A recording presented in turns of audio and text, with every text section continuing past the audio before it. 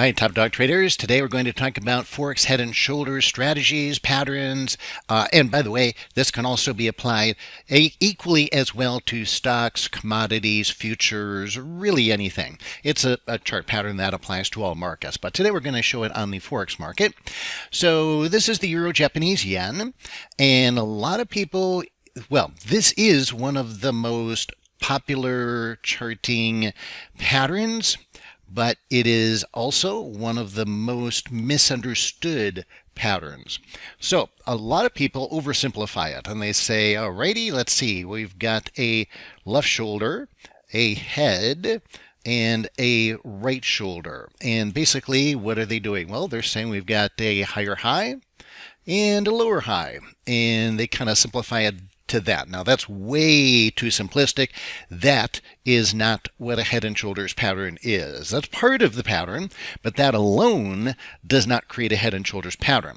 So why is that? One of the reasons, first of all, is that a head and shoulders pattern is a reversal pattern, a trend reversal pattern. So before you can have a head and shoulders pattern, before you even look for that higher high and lower high, you've got to look at the bigger landscape of the market and the trend. Because remember, it is a trend reversal pattern. Therefore, it must be preceded by a trend. Now, what is a trend? A trend is an extended move, a long-term move. A trend is not a short-term move. There is no such thing as a short-term trend. That's an oxymoron. So trend, by definition, Webster's dictionary, is the extended general direction of something. And I'm not trying to be a stickler for the English language. In the markets, that actually has a very, very practical application because we want our winners to be big, our losses to be small, want to let your winners run.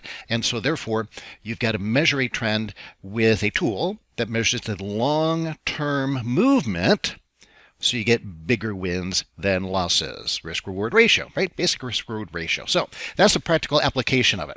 So this is not a head and shoulders pattern simply because we are not in an extended trend. We've got a wave 1 here, and so that is early in a potential uptrend. Now, it's not even, there is no trend here at all. And these are custom wave counts that I use. So you can see you got a green 1 and a red 4, then you got a red 1, and then you got a green 1, and then you got a red 1. And so all this is indicating that, okay, we've got no direction going on. There's no extended general direction. It's going back and forth between the bulls and the bears, and there is no really extended direction here. Therefore, we don't even look for head and shoulders pattern yet at this point. Okay, let's look at another example. So here we have an inverse head and shoulders pattern. So we'll show you the other direction now. I always like to show long and short examples if I have time. So here we have now we're in a downtrend. Okay, and our downtrend is indicated by our wave counter here.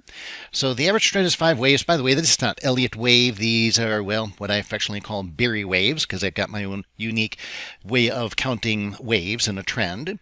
And the average wave count on Berry waves is 5, but it can go longer. It's not like Elliott wave where you impose a 5-wave pattern externally because of a theory. No, we're just really counting waves in the market, however many there happen to be. But 5 is the average of a trend. So, okay, now we've got an average trend down.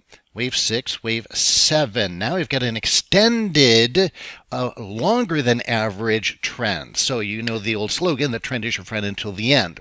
So when do you expect that end to be? You expect it to be when it is overextended above the average, the statistical average. That's when the only time we would look for trend reversal trades. And therefore, that's the only time we would look for a head and shoulders. All right, in this case, inverse. So there's our left shoulder, there's our head, there's our right shoulder. And by the way, these align with my cycle indicator. I'll show you how to get that here in just a minute. All right, so and then you've got now, here's this is pro tip. You want a pro tip? Okay, so tip number 1 was you only get a head and shoulders pattern in an extended trend, and that is by definition beyond 5 Berry waves. Okay, but here's a pro tip. Pro tip is that, and I've heard people say the exact opposite of what I'm about to tell you. The pro tip is this: we want this high because we're in a downtrend, and we're going to be going long here. So we want this high. Let's see, let me use my little highlighter here. We want that high to be lower than this high. There are people who say, oh no, you want this high to be higher than that high. And that is wrong. That is wrong. At least that's my opinion. You make your own decision. But here's why. Let me give you the reason for this. So the reason we want this high to be lower than that high in order to go long is for a couple of reasons. Number one, this also turns out then to be two patterns in one. And anytime you can get two tradable price patterns at the same time, well, that's just better. That's awesomeness. So we got the two patterns are this. Number one, let's see, I'll do this one in red. And then we connect that with that. So what I've connected here are that low, and that high and that high. Did a red to make it stand out from the other demarcations here. So see what we've got now? We've got two patterns in one. We've got a triangle, symmetrical triangle. That's one trade pattern on price bars. And we have a reverse head and shoulder. And the entry is going to be both at the same time. The entry is exactly the same on both trades. So, again, this is, let's see, let me bring up a different color here. I'll bring up magenta. And so our trade on both of them, in this trade, I would actually enter on that bar right there. Okay, so what we have is the end of a trend as far as the energies of money flow. We've got the end of a trend, an extended trend where the trend is no longer a friend. Number two, we have a volatility breakout. So we've got a low volatility as defined by the squeeze or the triangle, and then we're expecting a high volatility to come out of that. Because there's a cycle between low volatility and high volatility. There's a cycle between uptrends and downtrends. We're catching both of those early. And so there's two concurrent setups from two different perspectives, volatility and trend at the exact same time, and therefore that adds to the probability of the trade being successful. So how do you like them apples? Now, timing these things are very important. Timing in the market is absolutely critical. And so I mentioned about my timing indicator. Be happy to give that to you.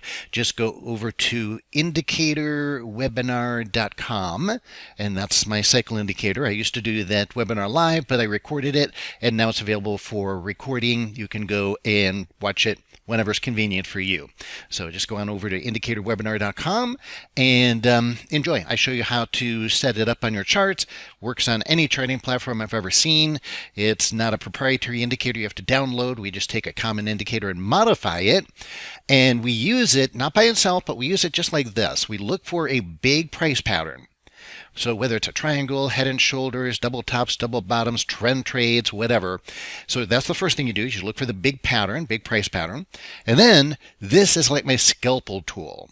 This is the more refined tool. After we look at the big pattern, then we say, okay, where exactly do I want to enter? And that's what the cycle indicator will give you. So take, enjoy, and have a wonderful trading week.